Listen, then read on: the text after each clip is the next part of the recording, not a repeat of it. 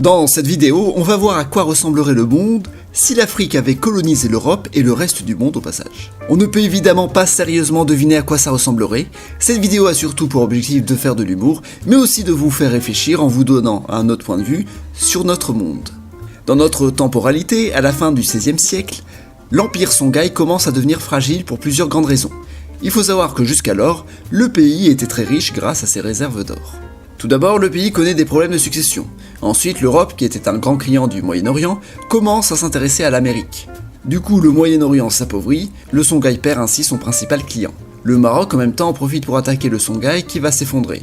Puis ensuite, l'Europe d'un côté et la Turquie de l'autre vont en profiter pour marchander à fond les esclaves. Les différents royaumes africains vont se faire de nombreuses guerres pour un commerce qui n'a fait qu'appauvrir la région. Une fois bien affaiblie, l'Afrique a été logiquement colonisée par les grands gagnants du trafic, les Européens. Mais voilà, on va dire que ça va pas se passer ainsi, que l'Europe va continuer à être dépendante de l'or africain, et ainsi de suite. Bref, retournons directement au début du XXIe siècle pour voir à quoi ressemble le monde où l'Afrique a commencé à coloniser le monde.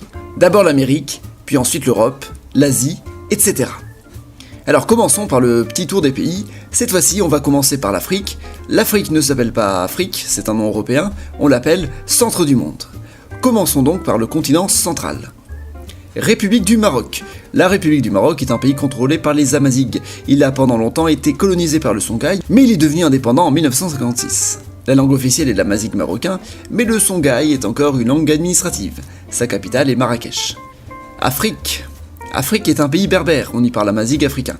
La capitale est Carthage. Le pays a longtemps été colonisé par le Songhai. Le Songhai est donc une langue administrative importante. Le pays est devenu indépendant suite à une guerre en 1962. Nouvelle-Turquie. La Nouvelle-Turquie est une nation turque, d'influence mamelouk notamment. Les langues officielles sont le turc et l'arabe. Il fait partie des pays du socialisme turc. Sa capitale est Nouvelle-Sogout. Fédération de l'Islam. La Fédération de l'Islam est un pays créé par le Songhai afin de donner un appui politique à l'islam. La capitale est la Mecque. Tekrour.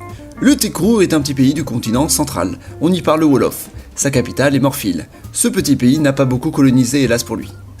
République du Songhai. La République du Songhai est un pays en décadence. Autrefois considéré comme le plus grand des empires du continent central, aujourd'hui il voit son influence baisser au profit d'autres pays centraliens. Le Songhai fait partie des grands pays colonisateurs. Aujourd'hui, le Songhai est parlé dans de nombreux pays. Sa capitale est Gao. Royaume d'Akan. Petit royaume assez fermé, ce pays est très riche grâce à l'or. Il fait partie des pays qui ont activement participé à la traite blanchière entre l'Europe et l'Abou-Bakarique. Cependant, il n'a pas participé à la colonisation.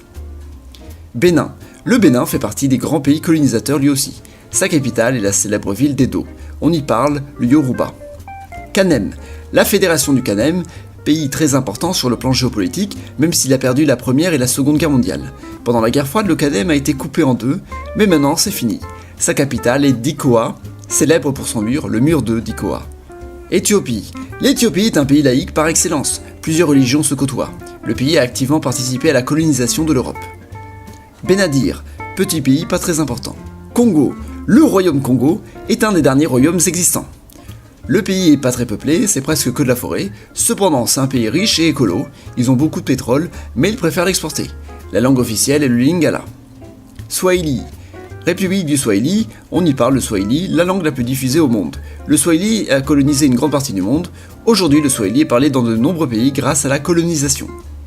Confédération bantoue. Cette confédération regroupe plusieurs pays de langue bantoue, même si en réalité, pas tous les peuples y sont des bantous. Il y a eu une guerre dans les années 90 pour l'indépendance de certains peuples, mais finalement ils sont restés unis. Fédération Zoulou.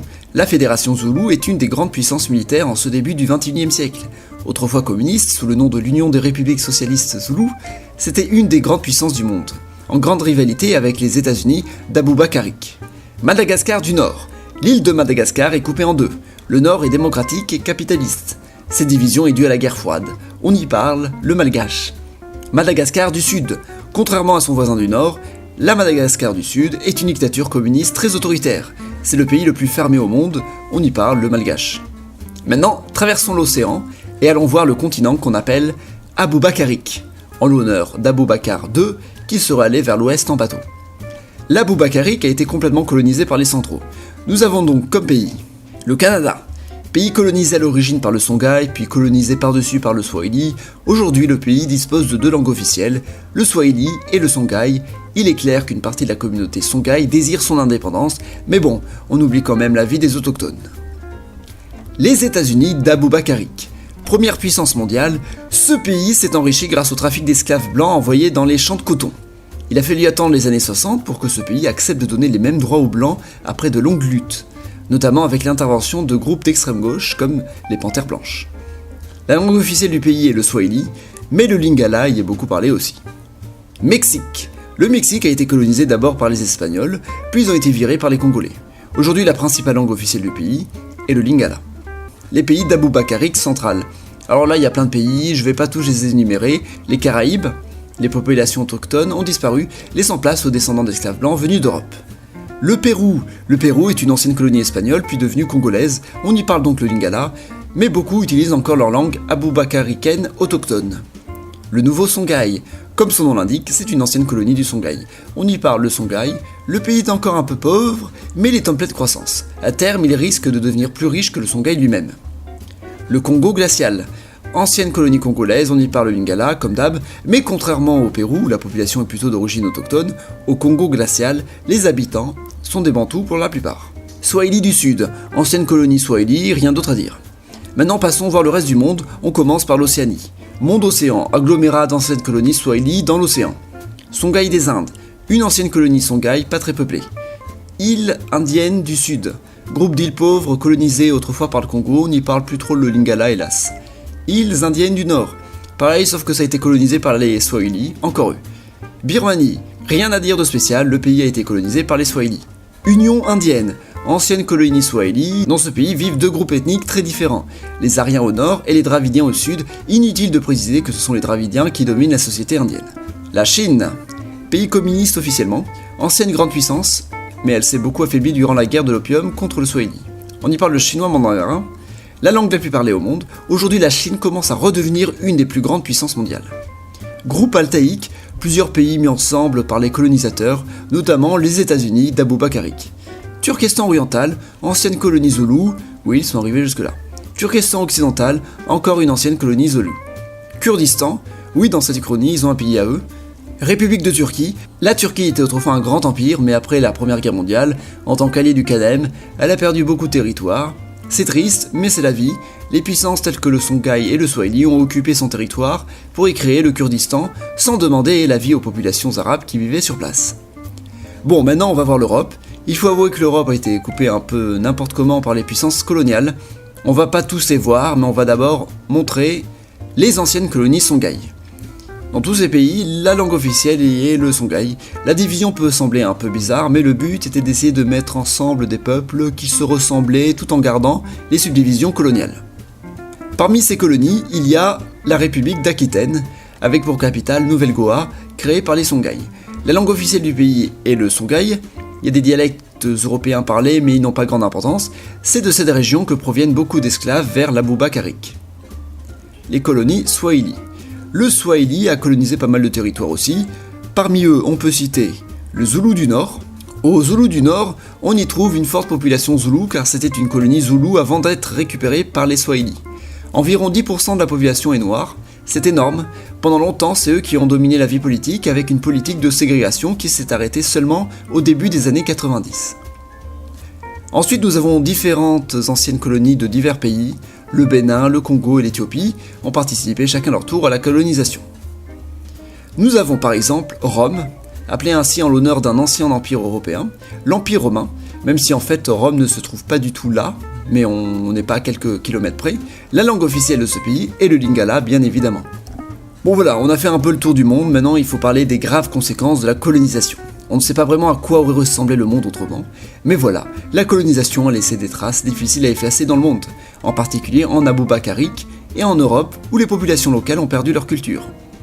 En Europe, il existe désormais des mouvements politiques pour tenter de faire reconnaître les langues locales, mais aussi de faire reconnaître les civilisations passées, telles que celles des Romains et des Grecs, dont ils sont particulièrement fiers. Il existe cependant des guerres dans ce monde, souvent dues aux ressources naturelles, par exemple au Kurdistan où les Arabes veulent la reconnaissance d'un pays. ou encore en Europe du Sud, où il y a de nombreux attentats catholiques perpétrés par l'organisation terroriste la plus importante, partie en croisade, appelée Mafia, un nom local européen. Pour régler les conflits, une grande organisation internationale a été mise en place, l'ONU. L'ONU dispose de plusieurs langues officielles, le swahili, le lingala, le songhai, le zoulou, le turc et le chinois. L'ONU a été créée après la Seconde Guerre mondiale, le plus grand conflit ayant jamais eu lieu, qui a concerné surtout le centre du monde, mais aussi leurs colonies en Europe et en Asie. Après la Seconde Guerre mondiale, il y a eu la guerre froide, notamment entre l'Union socialiste zoulou et les États-Unis d'Aboubacarik. Les deux pays se sont lancés à la course à l'armement et à l'espace. En 1957, les Zoulous envoient le premier satellite dans l'espace. En 1969, les États-Unis le premier homme sur la Lune. Mais aujourd'hui, les mentalités ont changé. Il existe un autre problème à résoudre, celui de l'oubli des différents peuples colonisés. Auront-ils une histoire à eux un jour ? Le racisme est encore présent aujourd'hui. Beaucoup d'Européens sont partis migrer dans les anciennes puissances coloniales, mais aujourd'hui ils subissent des discriminations. Certains groupes d'extrême droite parlent même de grands remplacements avec l'arrivée massive de migrants blancs vers le Songhai ou le Swahili. Voilà, c'est tout ce que j'ai à dire sur le monde sous la colonisation africaine. Merci d'avoir regardé la vidéo, et vous pouvez me faire un don sur Utip en regardant une pub de 30 secondes.